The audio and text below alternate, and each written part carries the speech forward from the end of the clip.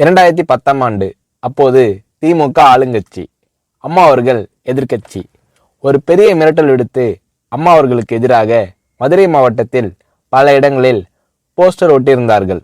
அந்த போஸ்டரில் அம்மா அவர்கள் மதுரைக்கு வந்தால் திரும்பி செல்ல மாட்டார், மதுரைக்கு அம்மா அவர்கள் வரக்கூடாது என்று மதுரை மாவட்டத்தில் பல இடங்களில் அந்த போஸ்டரை ஒட்டி பெரிய மிரட்டல் எல்லாம் கொடுத்தார்கள்.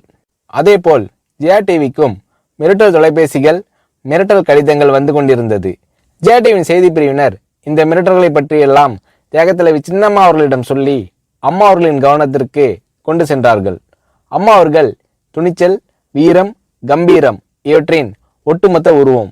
அதனால் புரட்சி தலைவி அம்மா அவர்கள், நான் மதுரைக்கு போய் தீருவேன், பொதுக்கூட்டத்தில் பேசியே தீருவேன், எது நடந்தாலும் எதிர்கொள்கிறேன் என்று சொல்கிறார்கள். ஒரு கட்டத்தில் ஜெயா டிவிக்கு மிரட்டல் எப்படி வருகிறது என்றால், ஜெயா டிவியின் அலுவலகத்தை வெடிகுண்டு வைத்து தகர்ப்போம், அம்மா அவர்கள் மதுரைக்கு வந்தால் ஜெயா டிவியை ஒழிப்போம், இப்படியெல்லாம் நிறைய மிரட்டல்கள் தொலைபேசியின் வாயிலாகவும் கடிதத்தின் வாயிலாகவும் வந்து கொண்டிருக்கிறது.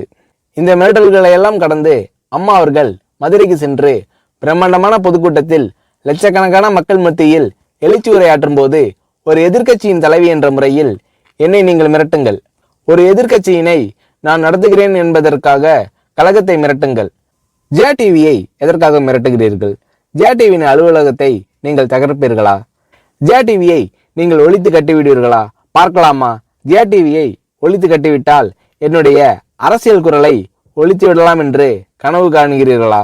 ஜெயா டிவி என் உயிருக்கும் மேலானது, நான் என்னுடைய உயிரை விட அதிகமாக நேசிப்பது, என்னுடைய அரசியல் கரமாக நான் போற்றி புகழ்வது, அதன் மேல் நீங்கள் கை வைப்பீர்களா, பார்க்கலாமா என்று எழுச்சி உரையாற்றினார் புரட்சி தலைவி அம்மா அவர்கள்.